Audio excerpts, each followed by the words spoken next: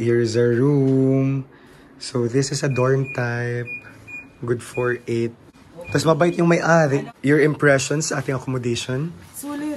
Super. Just for 2.6, no? So this is how it looks like sa labas ng hotel. Ito may patawel. Yarn. Guys, sagana sa tubig. I'm so happy. So too bad. We're the last, tawag dito, we're the last, ang bisita ba? Guests, tama. Oh my gosh, guest is bisita pa rin naman. Thank you! Hello guys, kumusta kayong lahat? This is Dave, the Kripo Traveler. And nandito tayo ngayon sa Siem Reap, Cambodia. Dahil tayo guys ay mag-Angkor Wat.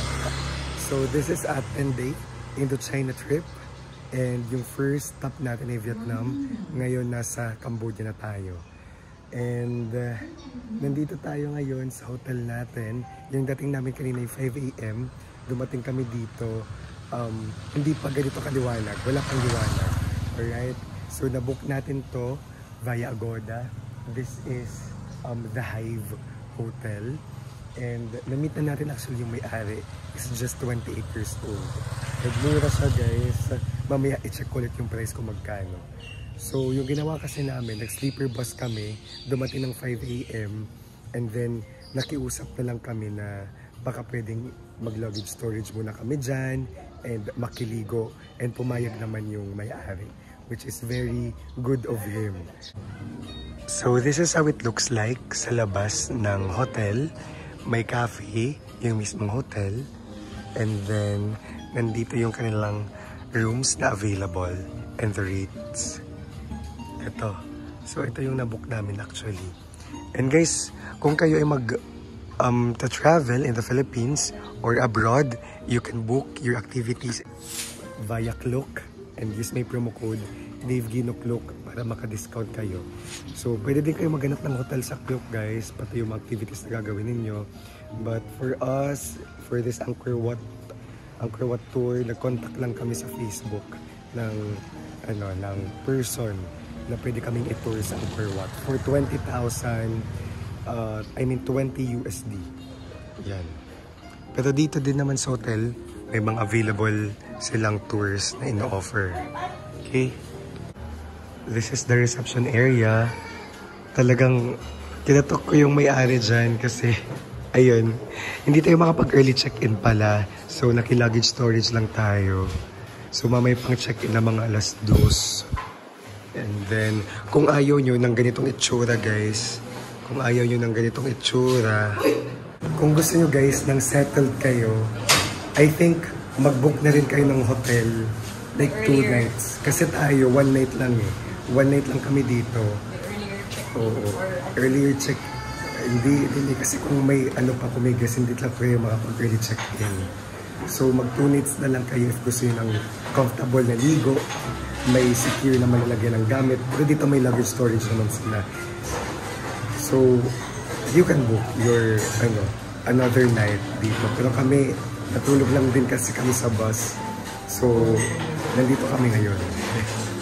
Pero yung kaibigan ko, si Jabs, nag-book na lang siya ng isa pang room. Like, upon arrival, one room para makaligo na rin sila. Kasi isang available lang na common bathroom and toilet available dito para sa aming pito. Magkano to, Jabs? Ito yung binook niya para lang makaligo kami. 1,000 lang to, around 1,000. Yeah, oo. At least may CR. Kanya-kanyang towel. Okay, this is nice. Pero yung mga gamit natin, dadalhin natin sa baba. Kasi nandun yung storage. Okay, ito yung 4-4. Tapos ano lang siya, 1,000. Love it. Here's a room. So this is a dorm type. Good for 8. May 8 beds. Yeah, so 4 bunk beds. Tapos 2 CR. 2 CRs, 2 toilets. Ay taray, may balcony. And then here's, may locker pa. Tapos mabait yung may-ari. Announcement, charge your fee. Ay, actually, this one. Kayakan ko lang. And Your impressions sa ating accommodation? Sulit. Super. Just For 2.6, no? Yes. 2.6 na itong tanan. Oo.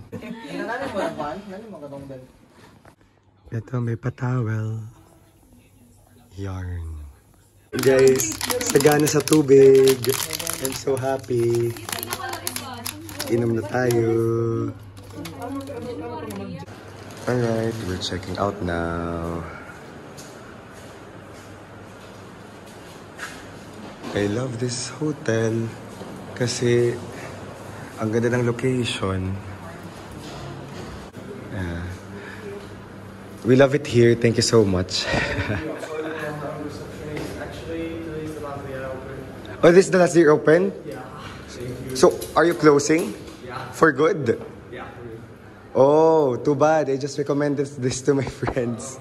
So, where are your other hotels? Ah, wait. Another hotel, right? So, where is your other hotel? Scope Hotel La Maravilla is also close from Pava Street. Mm. And the rooms are bigger. Hotel Amaravilla? Maravilla. Yeah. Maravilla. Hotel Maravilla. And they can find it on Agoda Yeah. and Booking.com. Oh my God. We are the last ones to be here. Thank you.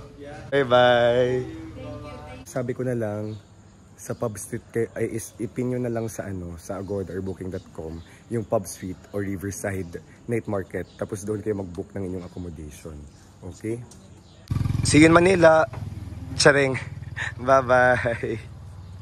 Alright. Ang vlog na lang na to is where to stay, which area to stay in Siem Reap, Cambodia. So definitely near the Riverside Night Market, dyan lang. And then near the Pub Street. Magkalapit lang naman yung Pub Street tapos itong Riverside Night Market. So too bad, we're the last, tawag dito, we're the last, bisita ba? Guests, tama. Oh my gosh, guest is bisita pa rin naman. Guests dito sa The Hive. But he has another hotel, something that you can search, Hotel Maravilla, if I'm right. Narinig niyo ba ng maayos? Pero yun, this is one of the best and the cheapest that I ever experienced. Tapos ang ganda ng location, everything is nice. So happy kami ng friends ko. As Kuripots, really love this. So sana nakatulong yung vlog na ito para magka-idea kayo where to stay. Kahit yung area naman lang dito sa Cambodia. I love it and I hope to be back, especially in Siem Reap. I love the vibe here. So tada, pupunta na tayong Thailand guys. So this is Dave the Kuripot Traveler. Let's live our best lives. Bye bye!